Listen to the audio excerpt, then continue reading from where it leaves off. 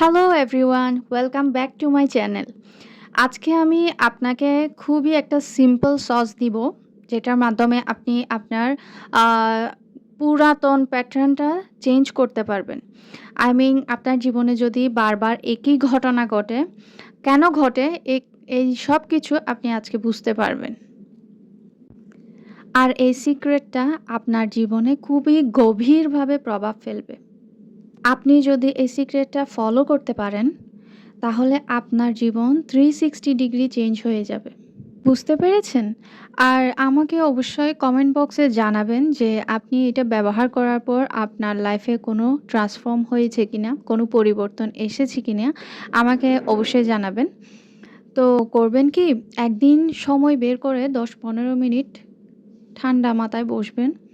১ম এ ৩ বার গভীর নিঃশ্বাস নিবেন আর ছাড়বেন। নেওয়ার পর আপনার ব্রেইনে সমস্ত রকম ওভারথিংকিং চিন্তাভাবনা সব বন্ধ হয়ে যাবে। তারপর আপনি ঠান্ডা মাথায় চিন্তা করবেন যে আমার জীবনে একই রকমের ঘটনা ঘটার কারণটা কী? কোন ধরনের ঘটনা আমার জীবনে বারবার হচ্ছে আর এই ঘটনাটা আমাকে কী শেখাতে চাচ্ছে? মানুষ পরিবর্তন হচ্ছে, মানুষের চেহারা পরিবর্তন হচ্ছে, কিন্তু ঘটনা একই রকমের রয়ে যাচ্ছে। মানে আগে যে মানুষটা আমার জীবনে ছিল সেও সেম করেছে। এখন যে মানুষটা আছে সেও সেম করছে। কেউ যদি আমার কাছ থেকে টাকা ধার নেয়, সে টাকা ফেরত দিচ্ছে না। আগেও সেম হতো, এখনও সেম হচ্ছে।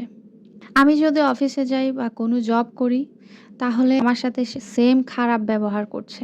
আগেও আমি যে জব করতাম, সেখানেও আমি সেম প্রবলেম ফেস করতাম। এখনও সেম প্রবলেম ফেস করছি। আমি যদি কোনো রিলেশনশিপে থাকি, তাহলে আমার পার্টনার আমাকে বুঝার চেষ্টা করছে না বা আমি তাকে বুঝতে পারছি না। আমি তো আমার পার্টনারকে খুশি করার চেষ্টা করছি, কিন্তু তবু আমার পার্টনার আমার উপর সন্তুষ্ট নয় কেন?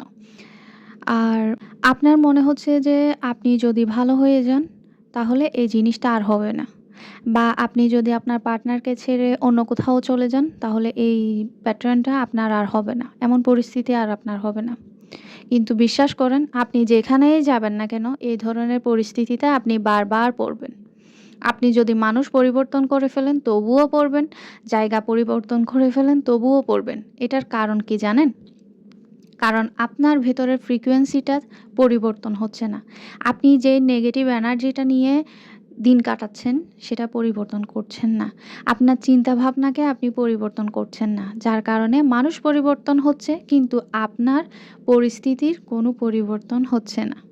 আপনি যদি মনে করে থাকেন যে আপনার পার্টনারকে আপনি দামি, দামি গিফট করেন, আপনি যদি ১০ ঘন্টা ফোনে কথা বলেন, তাহলে সে ভালো হয়ে যাবে, আপনার সাথে ভালো ব্যবহার করবে। কিন্তু বিশ্বাস করেন, কিছুই হবে না। আপনার বসকে যদি আপনি খুব ভালো কাজ করেন, তাহলে আপনার বস আপনার উপর খুশি হয়ে যাবে। আপনি ওভারটাইম করলে আপনার বেতন বাড়িয়ে দিবে, ইনক্রিমেন্ট বাড়িয়ে দিবে। কখনোই না। কিছুই পরিবর্তন হবে না। এবার করবেন কি? আপনার চিন্তাভাবনাকে পরিবর্তন করেন। আপনার নেগেটিভ বিলিফসগুলাকে পজিটিভ বিলিফসে ট্রান্সফর্ম করেন। আপনি এইসব কিছু পজিটিভলি লিখেন। আমি যেখানেই যাই মানুষ আমাকে সম্মান করে। আমার ঘরের মানুষ আমাকে সর্বদাই সম্মান করে। আমার বস আমাকে পছন্দ করে। আমি যাই কাজ করি না কেন সবার পছন্দ হয়। আমার লাইফ পার্টনার আমাকে অনেক ভালোবাসে। আমি যাই করি না কেন, আমি যদি সময়ও না দিই, আমি যদি গিফটও না দিই, সে আমার উপর সন্তুষ্ট। আপনি এই বিলিফসটা নিজের মধ্যে অ্যাবজর্ব করেন। এটাকে আপনার কনফিডেন্টে পরিণত করেন। আপনাকে দেখলেই যাতে বোঝা যায় যে আপনার মধ্যে এইসব গুণ আগে থেকেই আছে। আপনার মধ্যে একটা ভয় কাজ করছে না। আপনি ভয়ে, ভয়ে নেই। আপনার মধ্যে আপনার চোখে যাতে এই কনফিডেন্টটা দেখলেই বোঝা যায়, রিফ্লেক্ট করে। এভাবে নিজেকে প্রতিষ্ঠিত করেন।